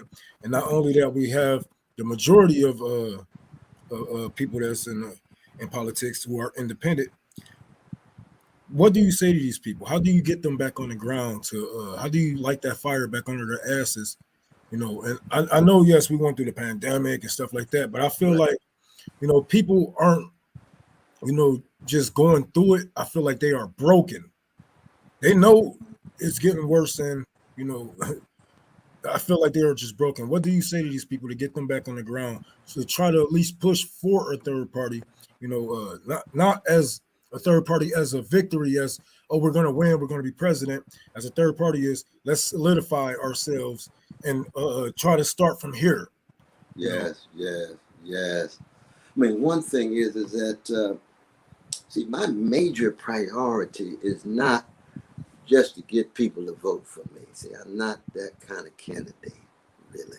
You know what I mean? Mhm. It'd be a beautiful thing if they wanted to do that. But I just want people to have enough self-respect and a sense of self-determination that they could be an agent in their own liberation efforts. It could be local. You can't stand national politics. You can't stand so and so, but love your people in your community. Be part of the struggle for housing against eviction. Be part of your Christian the church concerned about the prison program, so that everybody go see the brothers and the sisters, or the mosque or the center. I don't want people to just completely feel as if they can escape. So if somebody like Bernie say burn them out, oh wait, now how you gonna get a independent vanilla brother from Vermont who gonna burn you out in your love for Jamal and Letitia? Hey, did you need him for you to love Letitia and Jamal? No, you could be a local activist and say bump all of this party politics, but still just be involved, because all of that makes a difference. That's part of our movement. See, the movement is not focused just on one campaign or one party at all. Not at all. Even you all know as leftists, and as Marxists, you're going to have some quasi-crypto or non-Marxists out there doing some decent things. They ain't going to agree with your ideological position all the time, but they could be serious forces for good and might learn something from your analysis in which class and empire is important. It's going to take them a while. They'll bump into it later on. That's fine. That's what our movement is. It's uneven. It develops in different ways in different sites and sectors. You know what I mean? And so that's why you never hear me say, I want folk just to jump on this Green Party bandwagon and there's a brother West running. No. That's not the jazz tradition. So you would say overall your goal is to get at least try to reach for that percentage that we need to at least get things started federally, so we could pull in some money and really get things going from town to town. Would you say that would be your message? Well, I would say this, my brother, that my goal is to use all of my energy I can to do the best that I can to serve the people. I don't know what history has to offer me. Trump may end up in jail and Biden collapse and no labels generate some milquetoast so-and-so. We don't know what happened. We got 16 months. You know what I mean? Yeah. History is unpredictable. We're in real time here, right? So the best of whatever I do, if it's to win, it's win. Then it's really gonna be on. We need all kinds of security there. We won't go into that right now. But But whatever I could do, it's to try to give all that you can to empty yourself in serving the people. That's the key. That's the key. And of course, that's what empowers us and energizes us, because it's call and response. Our culture is antiphonal, right? That call and response takes us to high levels we didn't even know about. You get the energy from the people themselves, you see. So in that way of people feeling burned out, you hope that it's a retail burnout, not a wholesale. Everybody got retail burnout. No doubt about it. That's like relationships. I need to hold off on a while. I feel burned out now. No, it's just retail. Just wait a little while down the line. You're going to meet somebody else. But if it's wholesale burnout, you don't never have no relationship. You go 40 years all by yourself. No, you don't want that. So that it's the timing of it.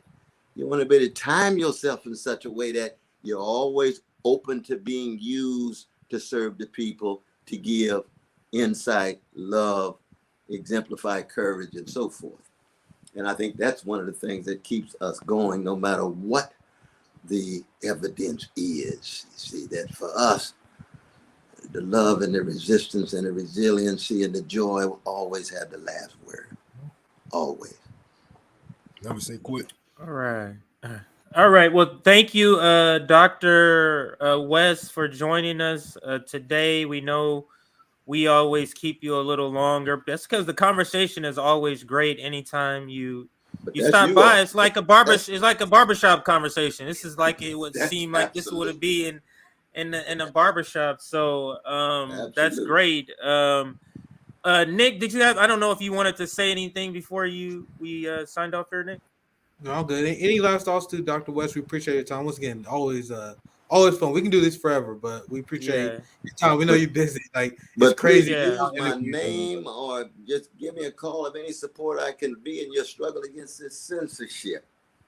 Now, it could be if I'm a major cause of the censorship, maybe I need to ask myself for a little while. You know what I mean? And I understand that because we improvisational. We know we working together, but I don't need to always be, out there if that's a negative thing. But whatever I can do, let me know. That's the point. Yeah, it's good to have you on because have you on channels like this because we don't always get this Dr. Cornel West from the people. We got to get those questions that you get from Anderson Cooper or so and so that's making fucked up faces and smirks and remarks.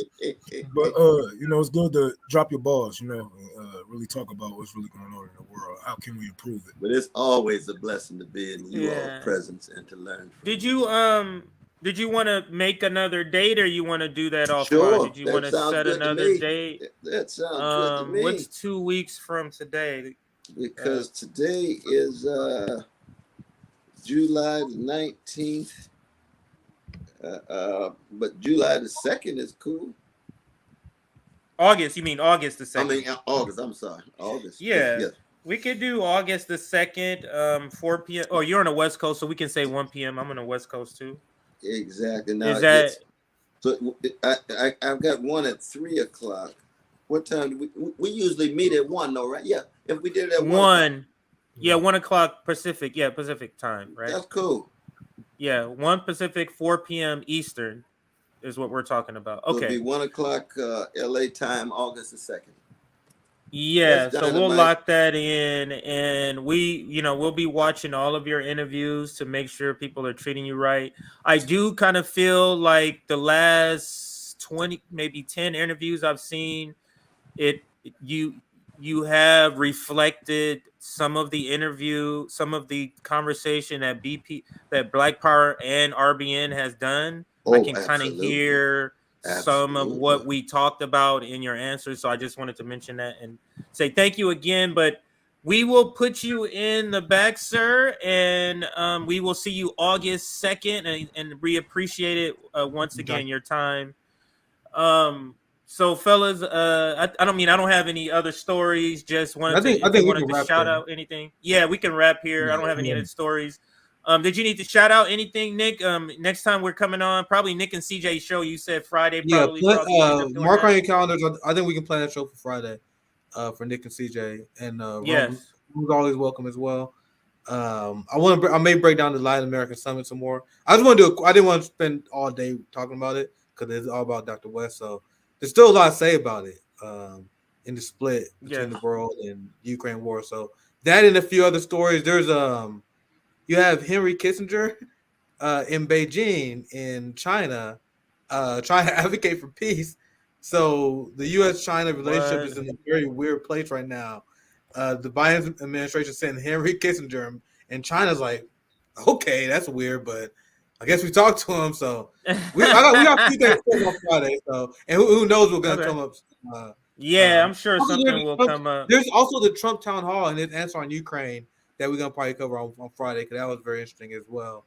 Like I'm glad, and to be clear, I'm glad that Trump is out there saying that we need Ukraine peace. But man, he is absolutely full of shit. His answer makes no sense whatsoever. And then he also says that we're gonna force Zelensky and Russia to accept peace, and if Russia doesn't immediately pull out their troops, then they're gonna fund Ukraine more. Like, wait. So you said if Russia doesn't pull out, you're gonna fund Ukraine more than Biden? That's the exact opposite position what you've been saying. Yeah. So I told you guys, don't trust Trump on this. Even if Trump wins, I told you guys he may fold on this shit. And his answer, and we're gonna break this down more on Friday because his answer is like the first sign of him folding on it. And a lot of people missed it. Like I've seen maybe a handful of people bring it up. I saw right-wingers post that clip. They said, oh, look, Trump said he want to pull support for Ukraine war. No, in the same clip, he also said he's down to fund Ukraine war too if Russia doesn't pull out. So Trump have no idea what the fuck he's talking about. Can't wait to cover that on Friday. I don't want to do it injustice. That's why I think it's better to wait till Friday to cover it. So that's what we got coming up. So make sure you subscribe. Lot of support on Rumble now. Make sure you guys. We see it. Thank you for that, guys. People who got make sure you guys follow accounts. us on Substack as well, because you get a notification when we go live on Rumble. And hopefully you guys enjoying the new platform, because you probably had to get used to it, because YouTube gonna get rid of us soon. So big shout out they're really trying. Yeah, big shout out to everyone who follows us on Rumble. That's all I had to say. I'll pass it to you guys. I'll see you guys on Friday. Yeah, so tomorrow, Thursday night, I'll be on the Misty radio show. So that's one thing. Shit, nice. And then Friday, we'll do Nick and CJ.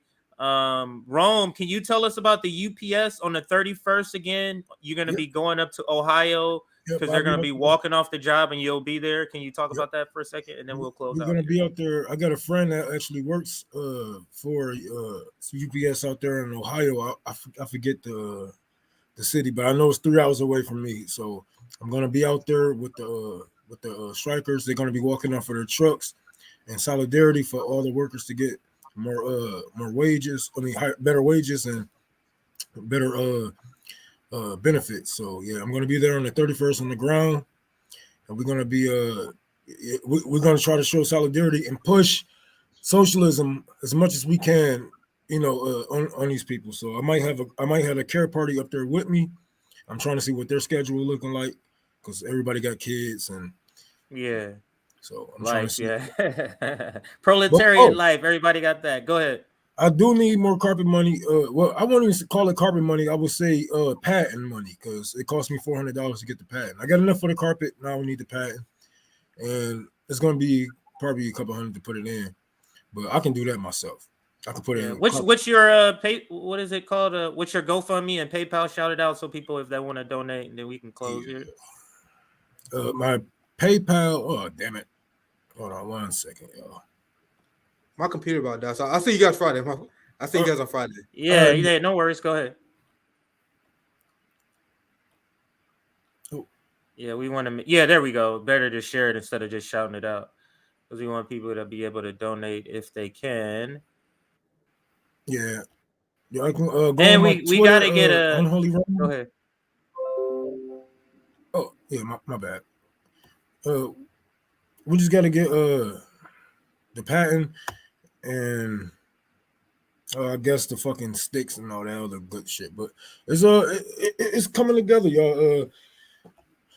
That's just the outside. I don't think I got more updates on the inside. You know what, motherfucker? I don't know. My computer is like messing up. Do y'all see that? Well, anyways, man. my Cash App is Tour for the Poor. It's not Rome or Rome, but they none of that. Those are scammers. Tour for the Poor on Cash App. PayPal is Unholy Rome 6, and on Venmo it's Tour for the Poor. And GoFundMe is We Building a Library for Detroit. We are building a library for Detroit. As you can see, Jimmy Dore looked out for us. Somebody else. So that was Jimmy. Did you confirm that it was Jimmy? Because I know that was your hunch. Yeah, I mean, ain't nobody else said, "Hey, motherfucker, don't be telling them." That was my thing. If I give $1,000, I'll try to clear that up, unless they want to stay. But ain't no way you gonna just give Jimmy Dore my motherfucking credit. But it seems like a weird coincidence that we just had him on, and then a couple of days later get this large amount that you haven't gotten in a long time. It was the next day. It's like, it's kind of weird that happened. And he hasn't denied it or anything like that. So it probably was him, and I mean that's just great that they coming through. We do got to get all your footage together, Rome, from beginning to end, and give it to Erin so she can clip a tight clip together with some hip hop, with some music to it, to show like beginning to end. But I know it's a bunch of shit you got to get together. I know you got them in different spots. Yeah, so if you could begin to collect that, all of it, and then somehow we'll get it to Erin. She'll put it together, sort of like the Cop Shot You video. Remember the Nas video she did? We want to do something like that with the video you had. I might. I know we're gonna have the carpet either tomorrow or the day after, so that's gonna like clear up. Like that's gonna help me a lot. You know, help having that carpet down. All I really need is like finish up the woodwork on the borders, paint a couple more things. Like the building is gonna be down there open because I'm gonna be building my as soon as the carpet get down, I'm gonna be building my bookshelves. So it's gonna down there be open about I say next month it'll be fully open for real. We have our books. One of our comrades is donating 5 desktops to us, so we're gonna take those. I got somebody else trying to donate some laptops. So even if you don't have any money, if you got some old laptops that's just sitting around, a printer, fax machine, stuff like that, just hit me up on Twitter, and give it to me, motherfucker. What else you gonna do with it? Collecting dust in your motherfucking closet. So yeah. Know what we got to do, Ron? We got to get all of your tour for the poor, like all your links. We got to get it on the website. That way, we can. I can just kind of throw up the website. Hey, go here. You can see all the links for tour. So on the RBN library tab, when they click it, maybe at the top, we will have all the links. So they can just go to there, and we can just tell them to quickly go. Because there's a bunch of links. I'm sure it's hard to remember all 4 different links all the time, like especially when they don't let you do the same exact thing on all of them. Like you got to remember a different part of it and all that shit. But yeah, we'll do that. But check out our website anyway. There is some updated information. At least we got some pictures on there now that show the different color and the painting and the windows are in. So if you want to go on the website and check that out, we get some good traffic on our website. Something like 300 people a day. Like Damn. It's pretty. Yeah, I was crazy. I thought, wait, 300 a week. My sister was saying, she was like, no, this is like a day. The average is like 329 a day. People coming to our website. So, it's a good resource. Make sure you check it out if you can. Also, join our Substack. Get on our Substack because we don't know what's going to happen with YouTube. So we're trying to collect all of our people that watch us on Substack so we can always be in contact with you and tell you what we're doing and where we're at. So make sure you do that. Somebody send me $1. Thank you. You showing me the notification. I thought you were showing me the time. I was like, damn, is somebody else supposed to be streaming? No, it's Thursday. Nah. It's Wednesday. Okay. So that's good. So that shows that person is actually watching right now that just donated. So cool. All right, Rome. Toss up the graphic. We're out of here. I'm gonna put up some music and throw up some comments before we exit. But I'll be in the background. Just chilling. Other than that, thanks everybody for watching, and we're out.